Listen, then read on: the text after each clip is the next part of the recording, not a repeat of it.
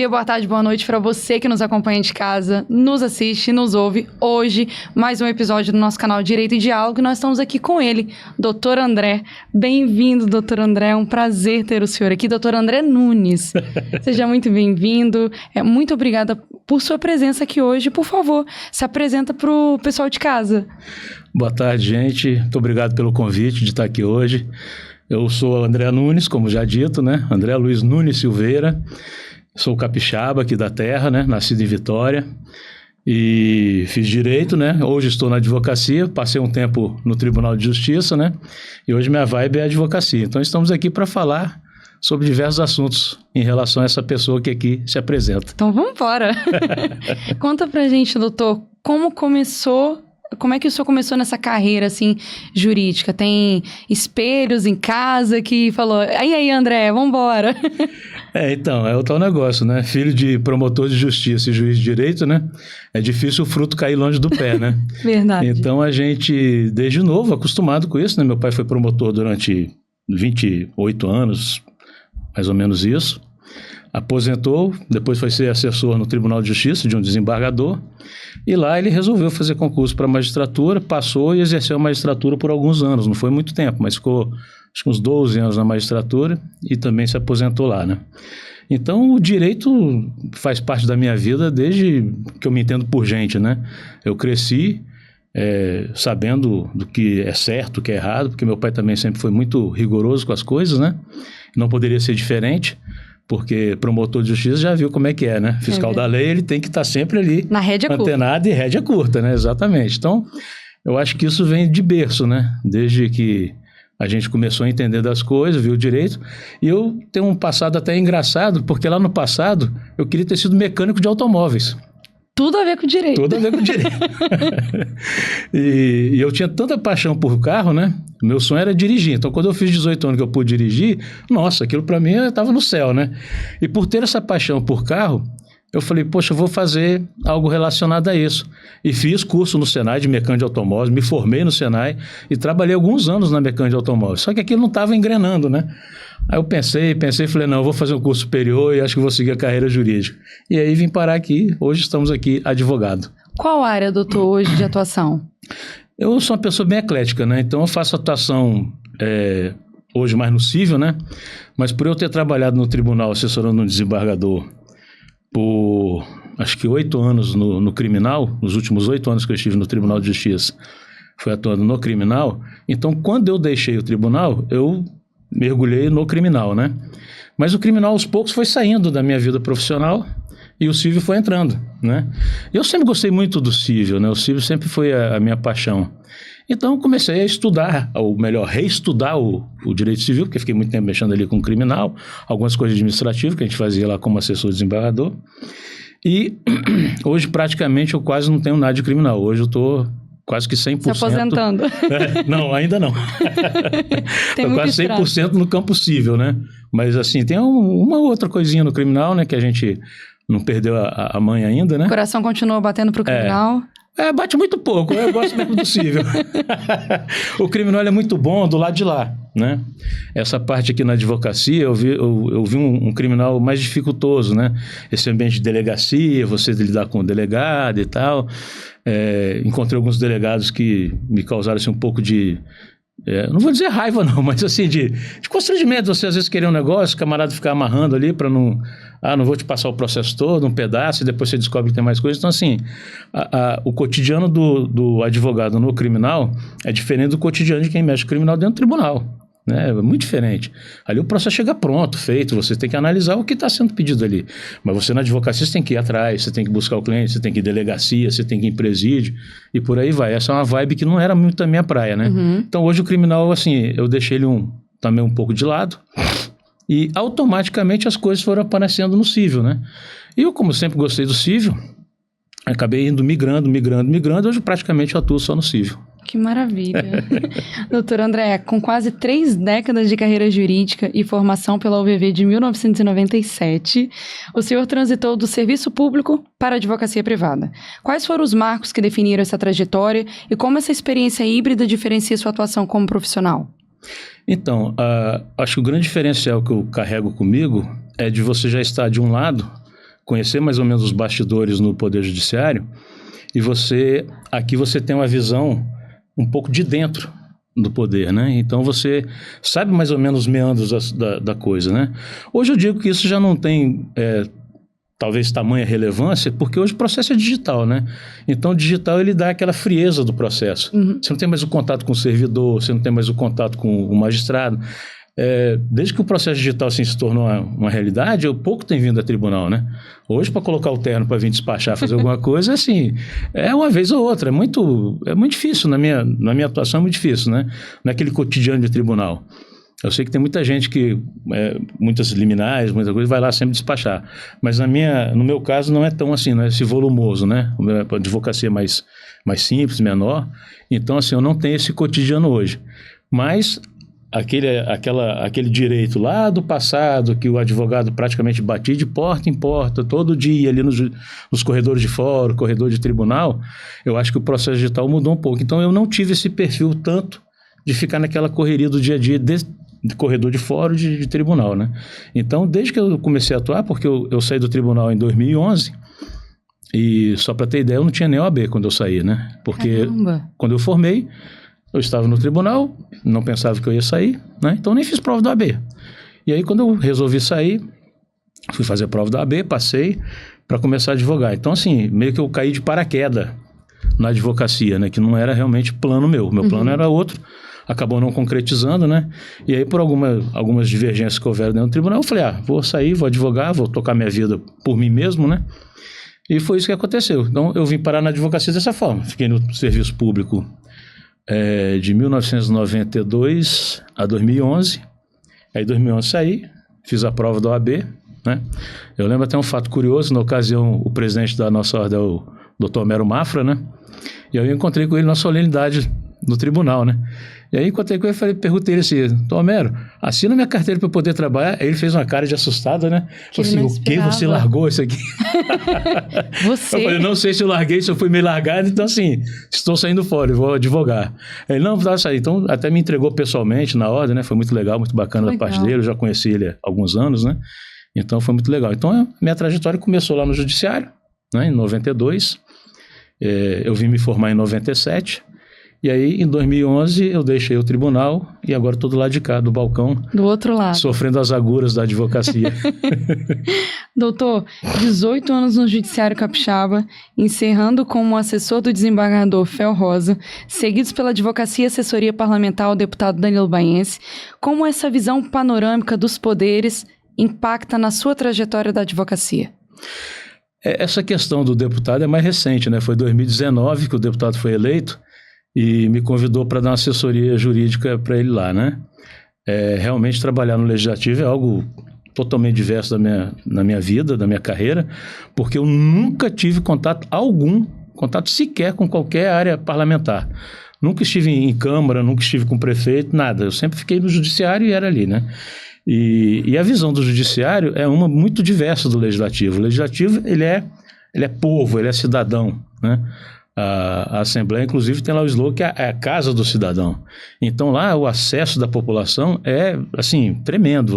O deputado, quando está lá, de manhã até de noite, aquilo ali roda, e muita gente, são tantas demandas, tanta carência da população, que é bonito ver um trabalho. O Judiciário, eu vejo, há muitos anos, como algo que meio que enxugar gelo. Sim. Né? As coisas acontecem, é um poder que define as coisas, né? Pode mudar de ponta cabeça a vida de um cidadão, de uma empresa, né?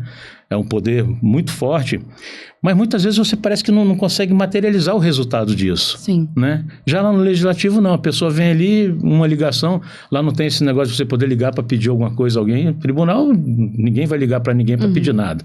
Né? Então lá, sim, chega demanda na Assembleia, que o deputado pode atender, ele liga na mesma hora para alguém, já resolve a questão daquela pessoa. Já muda a vida daquela pessoa logo, muda, né? e assim, bate pronto, na hora, né?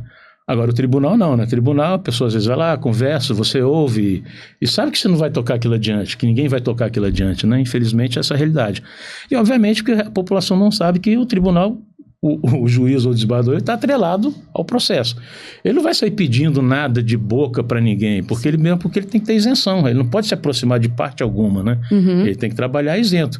Por isso que o juiz, o magistrado, ele é sempre ali isento, ele fica num patamar diferente, porque ele tem que ter equidistância das partes, né? Não que seja proibido de ouvir o povo, de jeito nenhum, pelo contrário, né? O período que eu estive trabalhando com o desembargador Felrosa, eu fazia muito atendimento para ele. Às vezes a pessoa queria falar com o desembargador, eu falava com o desembargador, mas muitas vezes eu conversando ali, eu conseguia resolver, as pessoas ficavam muito satisfeitas, né? Então, assim, a população quer, muitas vezes, é só uma resposta, né? Um retorno, uma satisfação, e muitas vezes não tem, né? Não tem. É por isso que eu acho também que o judiciário às vezes tem uma pecha de ser esquisito, fechado. Inalcançável, né, doutor? Inalcançável, né? Por quê? Porque às vezes falta esse elo de ligação com a população, né? Porque quem está ali pedindo alguma coisa não está ali porque está à toa, passeando, não. Está ali porque está desesperado, porque às vezes o bem da vida dele está em jogo, né?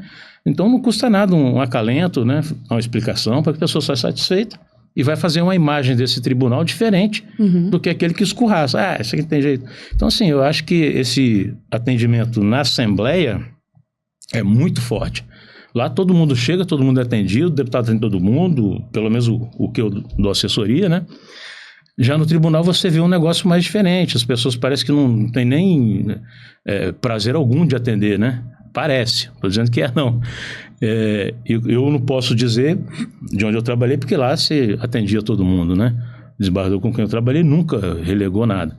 Mas a gente sabe de histórias que a gente ouve ali no tribunal de pessoas que não conseguem nem sequer chegar no desembargador, né? Que dirá ministro. Sim. Se você for a Brasília para despachar com algum ministro, nós advogados temos dificuldade disso aí. Eles parecem que fazem barreiras para você não chegar na pessoa, né? Como se a gente fosse lá jogar conversa fora, né? Sim. Então, assim, isso é uma questão que o judiciário não consegue, pelo menos desde que eu estou nisso aí, nessa vida, eu nunca vi uma solução para isso. Ainda que fosse uma pessoa destacada para atender, né? Que atendesse bem. Sim. Mas, à medida que você vai subindo a instância, vai subindo o grau, difícil. Vai ficando mais difícil esse acesso. Engraçado o doutor falar nisso, né? Nessa sensação de que as pessoas que estão ali, às vezes, nem querem atender. E eu vi também o outro lado. Uma colega minha, que é advogada, ela me disse, né? Que na sensação de chateação, tristeza, ter que ir ao judiciário para poder despachar alguma coisa, para poder tentar alguma coisa e sair de lá frustrado, sem nenhum retorno e sem nem previsão de retorno. Então, eu acho que não é só dos dois lados. O bom é que o doutor esteve do lado de lá e agora aqui, né, e consegue ter esse equilíbrio, mas é difícil. É muito difícil. É o que eu estou falando, no local onde eu trabalhei aqui no tribunal, especificamente, existia uma acessibilidade legal para a população, né? E aquilo que a gente não conseguia dar a satisfação que às vezes aquela pessoa queria, né, pelo menos o desembargador que eu trabalhei sempre esteve à disposição, dentro dos horários dele ali, né, sempre esteve à disposição, nunca se negou de maneira alguma atender alguém. Mas a gente sabe que existem lugares que têm essa dificuldade, né? Você pega aqui, você vai a Brasília, por exemplo, tentar conversar com algum ministro, você tem que agendar previamente, aí é aquela época que às vezes o voo para você não dá, enfim, é o verdadeiro caos, né? E quando você chega lá, parece que você está indo lá bater papo de botequim, porque não parece que você é advogado defendendo o bem da vida de alguém, né? Então, acho que a imagem do judiciário, inclusive, a imagem do judiciário, ela às vezes é arranhada, na minha visão, por causa disso, por falta de um acolhimento, por falta de uma atenção. Porque a pessoa que é bem atendida, ela sai dali satisfeita. Vai num restaurante, vai um garçom, te trata mal, pode ser a melhor comida do mundo, você vai sair falando mal de lá, porque você foi mal atendido. Então, o judiciário, desde que eu me entendo dentro do judiciário, faltava muito isso aí, a atenção à pessoa, né? Eu, quando era funcionário lá no Fórum de Vitória, antigamente o Fórum de Vitória funcionava no edifício hoje do Fórum Criminal. Tem aquelas escadarias brancas assim, né? E ali tem um vãozinho, a sala que eu ficava era aquela ali. Ou seja, a pessoa chegou, a primeira sala que tinha era onde eu ficava. E muita gente batia na porta lá para perguntar, né? E todas as vezes que acontecia isso, eu prazerosamente dava informação e tal. E já teve gente que vai agradecer, falou, olha, é a primeira vez que eu entro num lugar desse aqui e que alguém me dá uma explicação que eu saio satisfeito.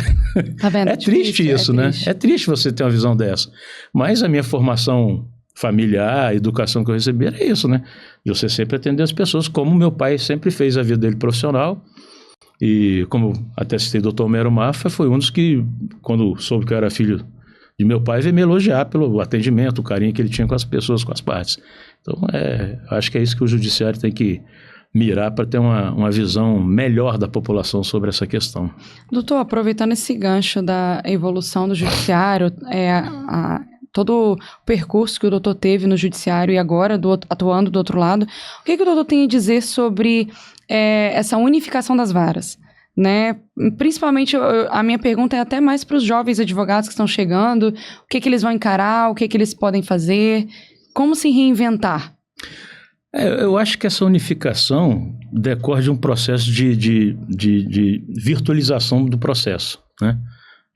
Com certeza, você tinha várias unidades judiciárias, né? Cada um com uma estrutura de pessoal grande, que era escrivão, escrevente, hoje analista, etc.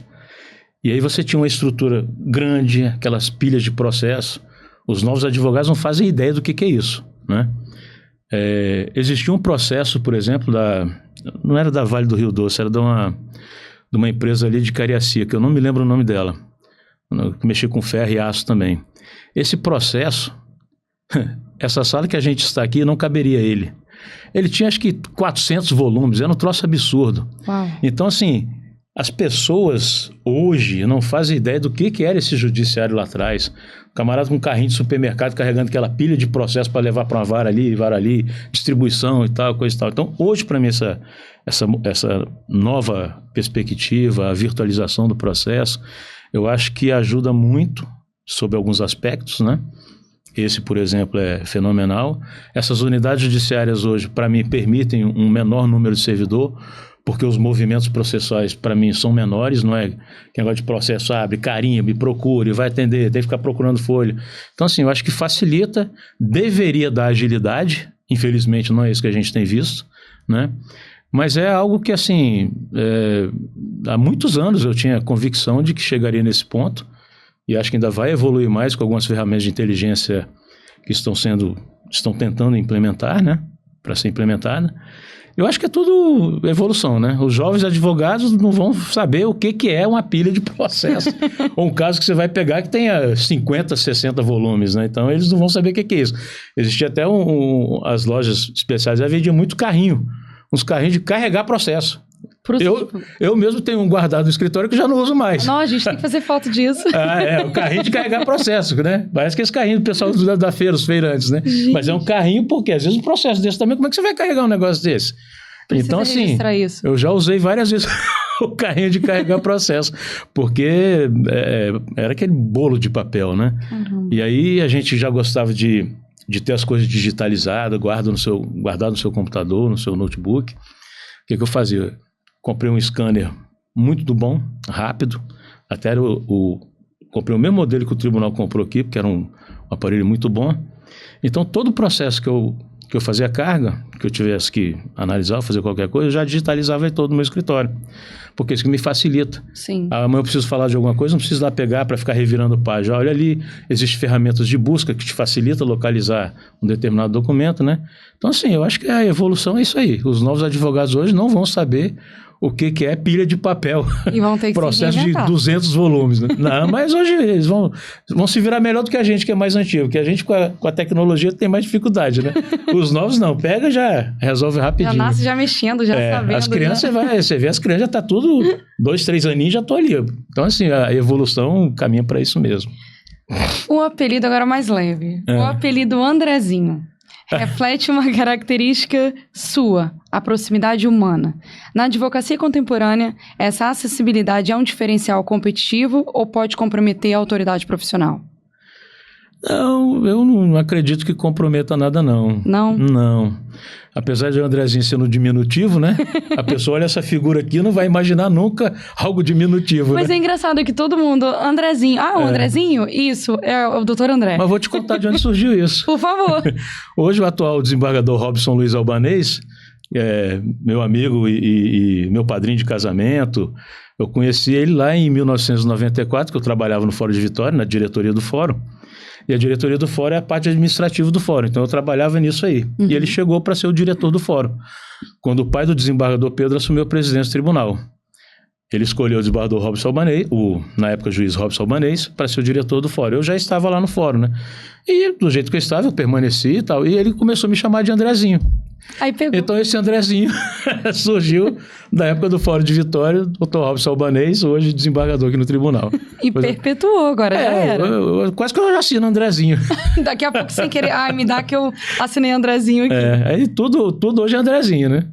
Então é engraçado, uma pessoa do meu porte físico ser Andrezinho, mas como a gente vive o contrário, né? Os opostos, né? Não é? Calma aí, Andrezinho, sujeito desse tamanho. Já era e ficou, e agora eu vou também adquirir. Eu vou deixar de chamar de doutor André para Andrezinho. Ah, obrigado. Pode deixar que Inclusive, eu vou tem até um fato curioso. Eu estava no fórum uma vez trabalhando, na diretoria do fórum, e aí chegou um cidadão e falaram com ele lá embaixo na portaria, não, é só procurar o Andrezinho lá no quarto andar. Aí ele chegou lá, né? Ele chegou, esticou o pescoço para lá e para cá, olhou assim, né? Aí pois não, senhor? Não, eu vim procurar aqui o Andrezinho. Eu falei, sou eu. Ele, o quê? Ah, mentira. Mas o brasileiro tem isso, né? Gosta desse negócio e vive esse dilema, né? De ver uma coisa que é de um jeito e você chamar de outro. E não acredita, né? Eu tenho até uma recordação engraçada disso. Estava com eu, meu pai, minha mãe, meu irmão, a família da gente, lá na década de 80, viajando lá no Amazonas, né? E estava na capital, em Manaus. E aí o pai tinha programado ficar ali, não sei se 4 ou 5 dias, né? E ele estava achando monótono que lá. Em um dia a gente viu o que tinha que ver, no outro dia já não tinha nada a fazer, aí ele quis antecipar o voo para vir embora. Aí ligou para um conhecido aqui da agência, a pessoa, não, pode achar que eu vou resolver. Aí vai para o aeroporto e lá você vai procurar o preto. Aí o pai, tá bom, beleza. Onde é que eu achei ele? Não sei aonde lá. Aí nós fomos pro aeroporto, chegamos lá no lugar, né? Tá o pai olhando pra lá e pra cá, procurando o tal do preto, e nada. E vai pra lá e vem pra cá, e vai pra lá e vem pra cá. Daqui a pouco chega um camarada, rapaz, um alemão de olho azul, de 2 metros de altura. Falou, o senhor por acaso é o doutor Mendonça? Ele disse, eu sim. Eu sou o preto. Da onde? Você vê os contrassensos do Brasil. Uhum. Aí meu pai, olha, eu nunca imaginava encontrar o senhor e o senhor procurando preto. uma hora. Meu pai era baixinho, né? Se ele mesma coisa, fala assim, procura o gigante, era meu pai. Eu não tinha condição. Aproveitando esse gancho, assim, de família, é tão bom, né? Bom. A gente falar daquilo que nos impulsiona, que bate forte o coração. Vou trazer aqui a doutora Letícia, sua filha, também advogada, né? Ela representa a continuidade do nome da família no direito. Como tem sido para o senhor viver essa experiência de acompanhar de perto a formação de uma nova geração de advogados e conselhos que considera essencial para quem está começando a carreira em um cenário jurídico cada vez mais competitivo? É muito legal a gente ver a família da gente crescendo, seguindo seus passos, né? E ela, desde quando estava ali, chegando próximo da época do vestibular, ela já se inspirava no direito, né? Porque o avô, como eu falei, era do direito, o meu falecido irmão era do direito, eu entrei para o direito, a minha esposa, apesar de ter tido uma formação em serviço social, ela não se encontra no serviço social, então fez direito também. Então era todo mundo direito, né? Então ela, acho que vendo, como diz, o fruto não cai longe do pé, né? Então vendo isso aí, ela também migrou para o direito. Em que pese essa migração dela para o direito ter sido por escolha dela, tudo tranquilo, nunca impomos nada, pedimos nada. Zero pressão. Zero, nunca fiz isso. Tanto que meu filho é médico, né? É isso que eu ia falar, né? Puxar o gancho agora. Pois é, desde que ele era novo, tinha uns 14 anos, ele falava que ele seria médico, né? E hoje ele é médico, graças a Deus. Mas ela sempre foi seguindo esse caminho do direito, né? E aí, passou faculdade, a gente sempre incentivou a formação dela, né? Hoje ela é advogada de uma área que eu não atuo, que eu não tenho tato nenhum, que é o direito trabalhista. Nossa! Não entendo nada dessa área, não gosto, inclusive, né? Talvez até porque na época da faculdade o professor não encaixava muito no meu perfil, então aquela matéria, sabe aquela matéria que você não... É só para passar. Tem uns que falam assim tributário, né, que eu também não gosto muito, mas o tal do trabalhista, aquilo não entrava na minha cabeça, porque a prática na época era muito esquisita, né? Existiam uns acordões antes, os negócios lá, então... Com a reforma então, né, doutor?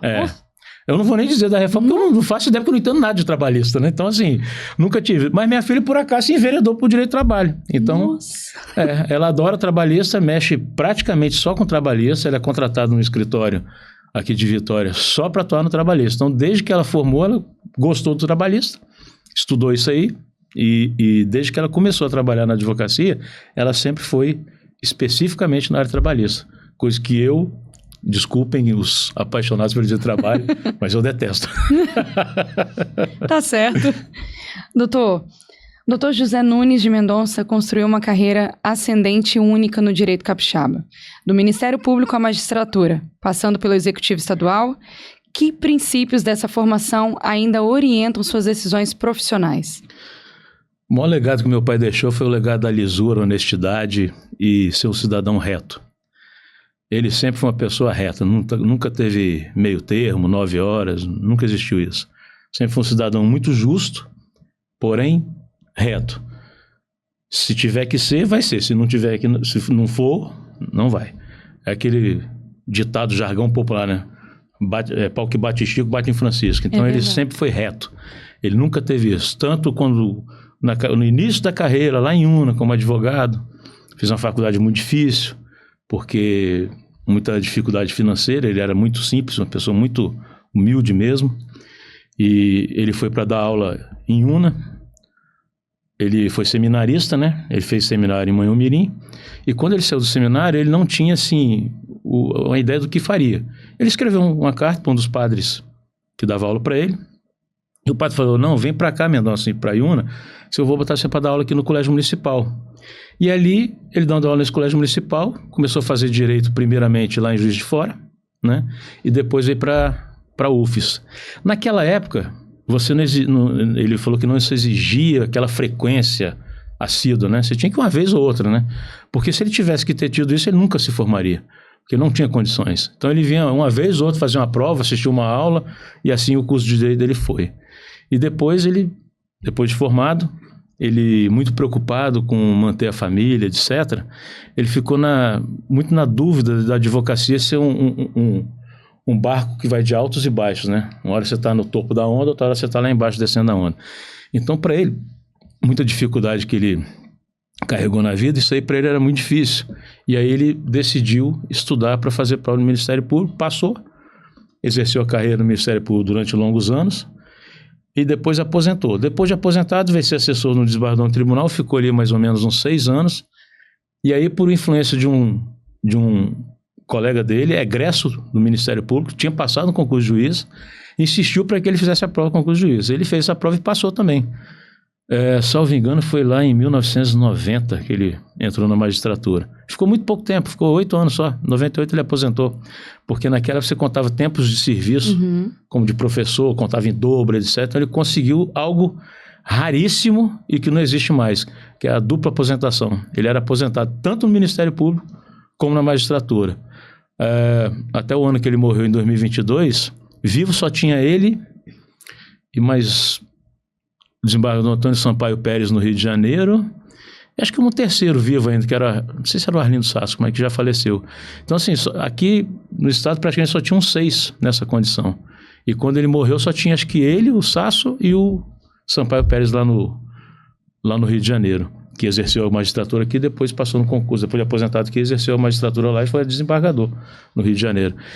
E meu pai, assim, sempre, ele também nunca exigiu que a gente seguisse o direito, né? Mas ele sempre falava das vantagens da carreira jurídica. Vai que... Ele dizia que a carreira jurídica era muito boa porque abria muitos leques, né? Ele falava que você pode ser advogado, você pode ser um assessor, você pode ser parecerista, e não sei o que, jurídico de prefeitura, e por aí vai, né? É um mundo de realmente tem um mundo, o direito ele abre um leque uma gama de oportunidades muito grande, né? Verdade. O jovem advogado, o recém-formado hoje, ele tem uma gama de opções que ele pode seguir, né? Sim. Então, assim, tem uns que já vem desde a faculdade, você isso, você aquilo, né? Já tá... O que eu acho muito legal, né?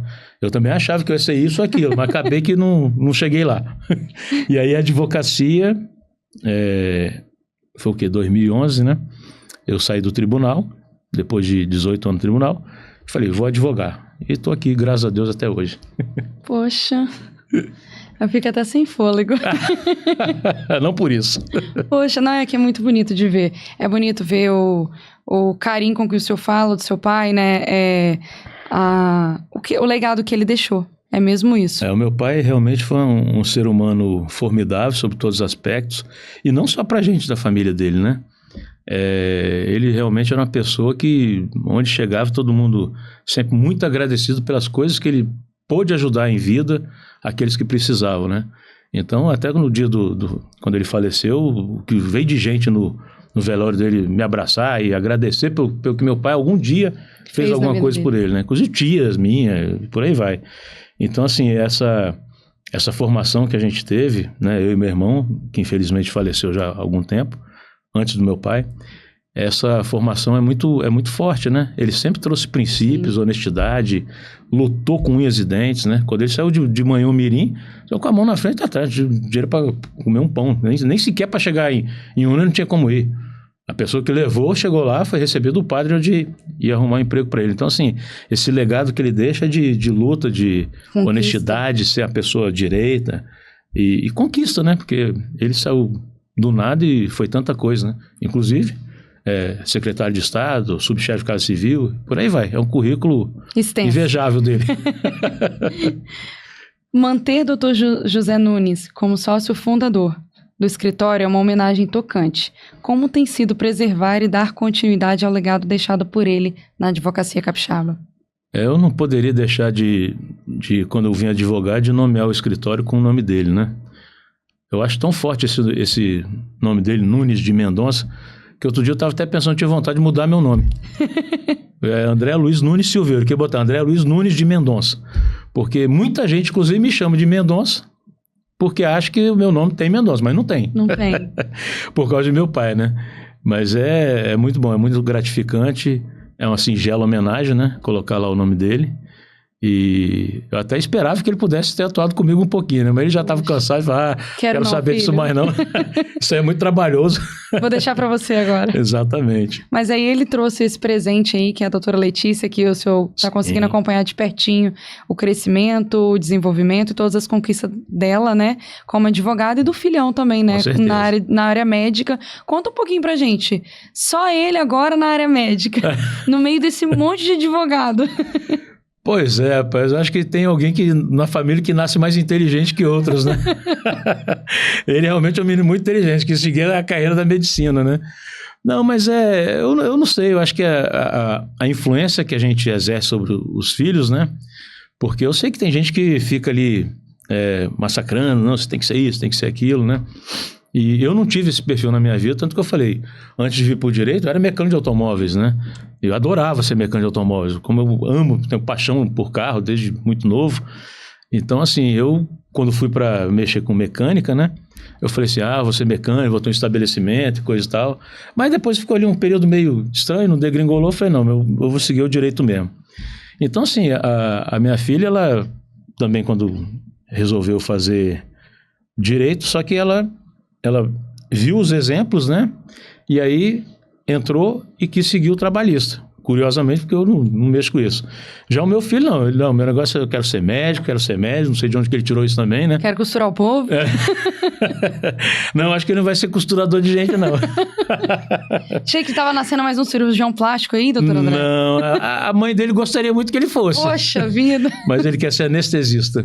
Então tá bom. Já é uma etapa aí, ó. Ele vai ser aquele cara que vai tirar a vida da pessoa e vai trazer de volta. Nossa, e vamos concordar uma coisa aqui. Eu passei por uma cirurgia, que negócio gostoso é aquele trem da anestesia. Tem como, você tem um sono dos deuses. Eu acho que você vai no paraíso e volta. É verdade, rapaz. Só que esse paraíso, ele é limítrofe também você não voltar mais. Não voltar. Ficar lá. Doutor, escritórios familiares tradicionais como o seu têm uma vantagem na advocacia capixaba: a solidez e a reputação construída ao longo de gerações. Isso também oferece uma certa proteção contra as oscilações políticas e pressões que às vezes surgem dentro da própria classe advocatícia. Como avalia essa estabilidade institucional que o senhor conquistou? Eu digo assim, no meu caso, porque o escritório é pequeno, né? Eu trabalho praticamente sozinho, né? Então, eu não tenho como assim avaliar muito esse tipo de perfil, porque o meu perfil ele é um pouco diverso, né? Em que pese ter o nome de meu pai lá, mas meu pai aposentou já há alguns anos, né? Há muito tempo atrás. E existe uma geração hoje de juízes que não vai fazer a mínima ideia de quem era o doutor Mendonça, né? Uhum. Se eu chegar nas pessoas mais antigas, né? Doutor Mendonça e tal. E isso, assim, é muito legal, né? Quando você encontra uma pessoa, você é filho do Mendonça, porque eu não pareço nada com meu pai. Sério? Nada. Meu pai tinha 1,53 m, pesava 55, 60 quilos.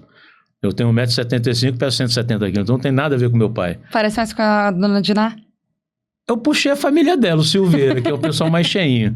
Mas tinha um desembargador no nosso tribunal, que era o desembargador Antolini, que ele era mais ou menos do meu porte físico, só que ele era mais alto, então ele era uma pessoa bem forte, né? E ele, uma vez, num dos encontros de magistrado, a festa dos magistrados, ele chegou pro meu pai e falou assim: ô Mendonça, se a gente botar uma fila aqui e mandar perguntar de quem que aquele menino ali é filho, eu duvido que alguém acerte. Ia falar que seria do... Poderia ser de qualquer outro, mas não do meu pai. Não dele. É um homem franzino, né? De 1,50 m e pouco, e eu desse tamanho. Muito legal isso. É bom. E é bom voltar pra gente lembrar as coisas assim. É bom. É porque tem esses fatos engraçados, né? É. E aí o desembargador Antolini, né? Ele falava isso aí com meu pai. Ele falou: ninguém vai saber de quem que esse menino é filho, não. Doutor, a advocacia capixaba enfrenta um paradoxo. Enquanto a OAB Espírito Santo deveria zelar pela ética profissional, muitos relatam um ambiente de favorecimentos. Como que o senhor tem conduzido suas atuações profissionais e a do seu escritório diante dessas distorções? É infração ética, não é infração ética? Institucional, não institucional? Então, olha só, eu sou uma pessoa meio afastada desse contexto OAB, né? Desde que eu me formei, ou desde que eu ingressei na ordem, eu nunca participei de comissões, nunca estive presente lá e tal. Então, assim, eu não saberia responder exatamente como é que é essa situação, esse favorecimento, né? Aliás, eu nem sequer sabia que poderia estar existindo isso aí, né? Porque eu acho uma inconveniência, né? Sim. Você ter uma classe que todo mundo deveria atuar por igual, né? Todo mundo deveria ser igual, mesma paridade de arma, e você ter favorecimento. O favorecimento, ele empobrece a classe, né? Eu acho que é um jogo sujo, que não deveria existir, mas todos nós sabemos que isso existe em qualquer tipo de profissão, né? Na advocacia, na magistratura, isso aí não tem jeito. Você vai chegar lá no tribunal, não estou falando do Tribunal do Espírito Santo, qualquer tribunal do país. Tem um escritório aqui que é filho do colega juiz tal. Quem vai dizer que não vai ter uma preferência? Sim. Olha as esposas dos ministros do STF. Quem vai dizer que um escritório desse não tem preferência? Verdade. Ou não tem pelo menos alguma facilidade? Estou dizendo de beneficiar, como se fosse venda de sentença, não é isso? Sim. Eu falo assim, vai dizer que não tem alguma facilidade? Tem. Né? E aí essa paridade de arma cai por terra. Você acaba não tendo acesso a um determinado setor, uma determinada pessoa, porque você não tem esse parentesco, né? Então eu acho que o parentesco, ele é legal, ele abre mais portas, mas tem que ter um limite, não pode ser um negócio assim. Então, se existir isso, acho que tem que ser combatido e rigorosamente punido, porque não dá para você né? não ter paridade de arma, que eu acho que o jogo justo é o jogo que é jogado limpo. Sim. Né? Eu tenho essa chance, você também tem. O melhor direito tem que prevalecer, e não porque você tem uma ascendência ou você é descendente de alguém. Né? Mas, infelizmente, existe? Existe, sem ninguém tem dúvida. Mas eu acho que até melhorou. Ultimamente eu acho que a coisa está bem menos aviltante nisso aí, né? E vamos torcer para que melhore cada vez mais. Né? Cada vez mais. Eu acho até que o processo eletrônico traz um pouco disso. Porque você tem esse distanciamento, né? É verdade. Eu, por exemplo, há pouco tempo atrás, quando não era o processo eletrônico, a gente quase que todo dia tinha que estar no fórum ou no tribunal. E era até difícil, né? Essa geração nova não vai saber o que é isso. Você tem que ir em fórum para saber como é que está o seu processo, porque o andamento não dizia nada. Sim. Hoje não, o processo eletrônico te dá esse afastamento. Então, de certa forma, acho que melhora um pouco esse tipo de situação, né?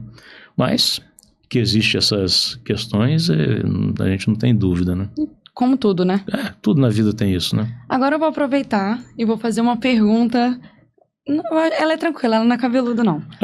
Não, ela é tranquila. Com toda a profissão, toda a história, né, que o doutor tem, se pudesse reescrever 3 artigos da Constituição, quais seriam e por quê? Tchan, tchan, tchan. Aí ele vai falar assim, eu vou te responder essa depois, eu te mando depois, não vale. Eu não digo reescrever a Constituição, né? Mas eu acho que naqueles direitos e garantias fundamentais, eu não vou nem dizer de reescrever, né? Mas de uma forma de fazer valer. Porque o que está no papel é belo, né? O que está no papel é lindo. Os códigos de processo são maravilhosos. O direito, você abre lá o Código Civil, por aí vai, maravilhoso. Mas aquilo que está no papel escrito e a prática disso aí, ou dá o resultado que ali tem, é bem diferente. É uma distância muito grande entre o que se pretende, o que se propõe e o que você realmente consegue obter. Então, acho que isso aí é bem complicado. Então, reescrever um artigo ou reescrever alguma coisa, eu acho que teria que reescrever várias coisas. Muitos dispositivos poderiam ser, talvez, alterados, mas o principal não é a modificação, é fazer valer aquilo que já está escrito, né? No Brasil, nós temos não sei quantas mil normas em vigor, né? Um arcabouço jurídico que em lugar nenhum do mundo você tem isso. E para que tanta lei? Para que tanta legislação? Se no final das contas, o que deveria fazer valer, não chega lá. Então, assim, a Constituição traça lá várias questões muito bacanas, né? Providências que devem ser tomadas pelo Estado e tal, porém, não chega a quem deveria chegar, que é o povo, principalmente aquele mais simples, menos abastado. Infelizmente. Doutor, como o senhor falou que a sua área de atuação era civil, né? O que o doutor poderia nos falar acerca dessas especulações sobre a reforma do Código Civil, os impactos que o doutor entende que iremos enfrentar? O Código Civil, você veja como é que né? Já é de 2002, né? Olha só quanto tempo já passou. E eu cresci com aquele outro código, que era de 16, que era pior ainda, né? Eu tinha passado, nossa senhora. Evoluímos muito, né, doutora André? Eu vou nem fazer cálculo matemático, é tantos anos que não dá nem para perceber. Então, acho que eu acho que o direito, principalmente no tempo moderno, onde tudo é muito rápido, muito ágil, a informação, a comunicação, é tudo instantâneo, né? Você vê que a gente está vivendo um momento complicado de guerra, cai uma bomba lá, você já está assistindo no jornal aqui. Sim. Então, assim, hoje o mundo ele é muito fluido, né? As coisas acontecem muito rápido. Então, você pegar um código que já é de 2002, de lá para cá, muitas questões sociais, evolução tecnológica, isso já mudou muito. E toda hora você tem uma legislação paralela para poder regular e ir mantendo isso aí. Então, assim, o código é de 2002, o anterior é de 16, cujas relações... Existiam situações naquele Código 16 que você nunca ia ver na sua vida, né? Coisa de muito antigo. Então, assim, eu acho que o código, ele, em comparação ao outro que a gente conheceu, ele ainda é novo, né? E existe já uma série de alterações que vêm sendo implementadas para que adeque a esse código já de 2002 para um já antigo, né? Não é o caso de eu achar que ele é antigo, porque o outro código durou anos e anos, mas as situações têm que ser... vir a ser adequados conforme a sociedade vai evoluindo, né? Uhum. E isso, o legislador está aí para isso, para poder promover essas modificações. Existem comissões que fazem estudos, juristas que fazem estudos para propor redações de texto. O direito empresarial é exemplo disso aí, já teve várias alterações propostas. Então, a evolução é isso aí. Não adianta, tem que ter coxa de retalho. No direito brasileiro, nunca você vai ter um código que vai permanecer por 1000 anos e vai resolver tudo. Não vai. Você tem que ter essa evolução. Aperfeiçoando, né? A Constituição nossa tem mais de 200 artigos, né? A americana tem pouquíssimos. Verdade. Não vou nem chutar que são 18, 17, porque eu não me lembro agora. Mas eu sei que são pouquíssimos, coisas disso aí. Então veja bem a diferença de consciência, de cultural. A diferença é muito grande, né? Aqui não tem essa cultura. Eu acho que poderia ter uma legislação mais bem elaborada para que perdurasse um pouco mais. Só que a evolução humana hoje é muito rápida, né? Então, acho que o nosso direito aqui precisa dessas evoluções e eu acho que é o nosso perfil de ficar mudando, né? Sim. Não é um perfil dos americanos, por exemplo, que deixa o direito alemão, não é assim. Aqui não, aqui ele realmente vai sendo adaptado, né? E as pessoas estão no modo mais automático, né? Velocidade 5 e olha lá, já não tem paciência para assistir mais nada no normal. Exatamente. Então, isso aí traz... a consequência disso é essas alterações que têm que ser implementadas, né? Como eu falei, o código não é antigo. Tem gente que vai falar, nossa, 2002, já está há tantos anos, mas o outro era de 16. Então era de uma época no Brasil que, nossa senhora, acho que nem indústria de direito tinha, né? Porque em 1916, o que tinha em 1916 aqui? Não tinha nada. Então, assim, aquele código durou tantos anos que era um senhor código, um monumento de uma obra de direito civil. Então, assim, durou muito tempo. Hoje as coisas são mais fluidas, como eu falei, a evolução tecnológica, como a gente falou aqui agora há pouco, você vê uma criança de 2, 3 anos já está com um equipamento eletrônico. Meu pai não sabia manusear sequer um celular com botão, que dirá um celular com tela. Então, assim, Evolução é isso aí. Então, acho que o direito não pode ficar para trás e não vai ficar para trás, porque toda hora, se você pegar todo dia, você vai ver todo dia tem alteração legislativa. E não é em uma norma, não, são em várias. Então, o direito civil também vai acompanhar isso aí. E, assim, alguma história que o doutor pode contar pra gente que marcou a sua trajetória no direito civil? Rapaz. Eu acho que no direito civil especificamente eu não tenho um caso assim tão... E na advocacia? Na advocacia tem um caso, foi até legal você perguntar, porque realmente foi um caso que a gente fez e mudou a vida de uma pessoa muito, muito forte. Até um ex-colega de tribunal, ele na época eu era assessor aqui no tribunal e ele era estagiário de direito. E aí, menino inteligente, estudioso, se formou e foi fazer um concurso da Defensoria Pública, por um instituto desses aí. E aí no concurso ele teve um problema com algumas questões e não passou. E aí me procurou, a gente sentou, discutimos aquelas questões ali e fizemos um recurso apontando algumas questões que estariam em desacordo com o entendimento geral. Só que banca de concurso tem autonomia, né? Mas dessas questões que a gente impugnou, entrando na Justiça Federal, que o Instituto pertence coligado à Justiça Federal, entramos na Justiça Federal e perdemos aqui no primeiro grau. Foi assim um balde de água fria aquilo, né? Que a gente tinha convicção de que tinha razão do que a gente tinha, mas muito convicto mesmo, né? Recorremos ao TRF, no Rio de Janeiro, e lá o TRF entendeu que algumas daquelas questões que a gente pontuou como absurdamente erradas, que aquele instituto que aplicou a prova deu, ele reconheceu que nos deu ganho de causa. E aí a questão era muito simples. Existiam duas, eu não me lembro agora direito, já tem um bom tempo. Não sei se foram 2 ou 3 questões que ele, na prova que fez da defensoria, ele marcou aquela questão, a resposta daquela questão, e o instituto deu como errado. Não, o gabarito é outro. Aí ele falou, mas espera aí, essa questão foi cobrada no concurso pelo próprio instituto e você deu a resposta que eu dei. Então, quando o magistrado aqui, o juiz federal, ele não reconheceu isso. E nós recorremos. Então, quando o tribunal analisou isso aí, ele reconheceu violação à legalidade. Falou, não, isso aqui está errado. Se o próprio instituto já deu isso aqui como certo, por que agora está dizendo que está errado? E aí ele considerou nula aquela questão no nosso processo. Ele precisava de uma questão, que a gente tem impugnado mais de uma, né? Uhum. Então ele concedeu ali e ele ganhou e pôde ser empossado defensor público do Estado do Espírito Santo. Está aí exercendo a profissão, meu amigo, meu xará, Andrezinho. Andrezinho também. Andrezinho também. Está aí muito bem, graças a Deus, na defensoria. Um abraço para ele. Um abraço, xará. Tamo junto. Fico feliz. E é aquilo que a gente estava falando lá no início, né? É sobre transformar, fazer a diferença. Exatamente. Né? Isso aí muda a vida da pessoa. O irmão dele já tinha sido aprovado na Defensoria Pública anteriormente, né? E aí, quando ganhamos lá no Rio, foi assim, muito feliz, a família feliz, né? Porque era justo, né? Sim. E o que é justo não tem como, né? Graças a Deus o desembargador federal no Rio conseguiu ver o que a gente estava argumentando, que muitas vezes parece que não veio, né? Ele viu e realmente a gente ganhou a ação lá, foi muito emocionante. A gente tudo na sessão de julgamento, quando deu o resultado lá, a gente ganhou, fomos todos aos prantos.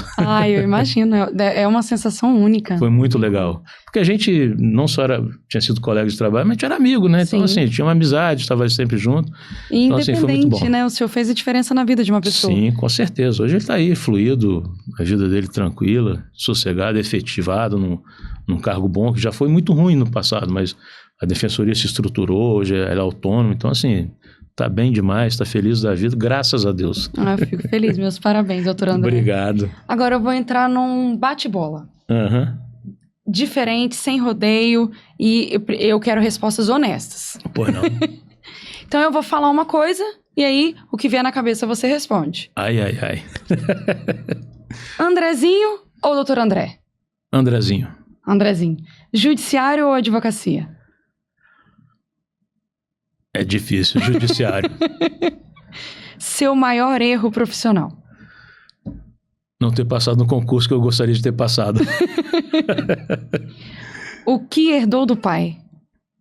Firmeza, honestidade, retidão e ser uma pessoa reta, honesta. Filhos? O maior bem da minha vida. OAB Espírito Santo, instituição ou corporação? Eu vou pela instituição. Política e advocacia, combinam? Eu acredito que sim, eu acho que combina. Seu maior medo profissional? Não ter clientes. Meu também. Eu acho que de todos. Ter cliente eu tenho que aposentar. Dinheiro ou reconhecimento? Ambos. Ambos. Uma palavra para definir seu pai. Iluminação. Desembargador Fel Rosa, que lição ficou? Como é que eu vou dizer? A maior lição que o desembargador Fel Rosa deixa é a prestação jurisdicional. Ele sempre foi uma pessoa que, assim, que quer dar resposta o quanto antes. Então, assim, o processo entra no gabinete dele, 2, 3 dias no máximo já está saindo com decisão. Então, assim, a efetividade da prestação jurisdicional. Acho que o que define o trabalho dele é isso. Se não fosse advogado, seria?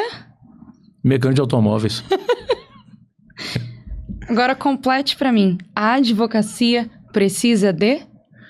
Mais profissionais gabaritados e comprometidos com o direito e a justiça. Seu maior cliente já foi? Um grande empresário. Arrependimento? Não ter estudado mais para tentar ser juiz, que era o sonho do meu pai. Ele sonhava que alguém seria juiz na família. Infelizmente, ninguém foi. Mas se transformou num excelente profissional, não tem? Graças a Deus. Tenho certeza que ele está orgulhoso. Com certeza, ele está orgulhoso. Com certeza. Doutor, pai. Tudo na minha vida. Referência que não se apaga. Não tem um dia que eu não lembre dele, dos ensinamentos dele. A maior referência que eu tive na minha vida foi meu pai. Esposo. Ele, esposo? Você. Eu como esposo? Aham. Eu não poderia ser melhor, né? Mas é uma pergunta que tem que fazer para minha esposa, para ela dizer se eu sou, se eu não sou. Esposa. Ela é a melhor do mundo. Família. Tudo na vida. Sem família você não tem nada. Então eu vou deixar esse finalzinho maravilhoso para o senhor deixar uma mensagem para sua família, para os amigos que te acompanharam. Aquela mensagem de carinho para a gente encerrar o episódio de ótimo. hoje. Bom, todos que me conhecem sabem que eu sou assim, espontâneo, fluido, amigo, parceiro. A minha família é meu tudo, né? A gente sabe que a gente tem os erros, os defeitos, mas a gente sempre tá junto, né? E meus amigos, estamos juntos, parceiros, né? Seja para uma caminhada na praia, seja para trocar uma ideia, discutir política, como muitos gostam, né? Isso então é bom. Isso, e a vida sem família, sem amigos, você não tem vida. Pessoa que fala em viver numa ilha não sabe o que é isso. É verdade. Entendeu? Graças a Deus eu tenho tudo isso aí 100%. Doutor, muito obrigada por sua presença aqui no canal. Eu que agradeço. Por essa aula do judiciário, do direito. Vamos marcar outros. Seja muito bem-vindo sempre. Muito obrigado. Obrigada mesmo. Você de casa que nos assiste, não perca o episódio. Se inscreva aqui embaixo se você não está inscrito e ative o sininho, tá? Fico esperando você no próximo episódio. Tchau, tchau.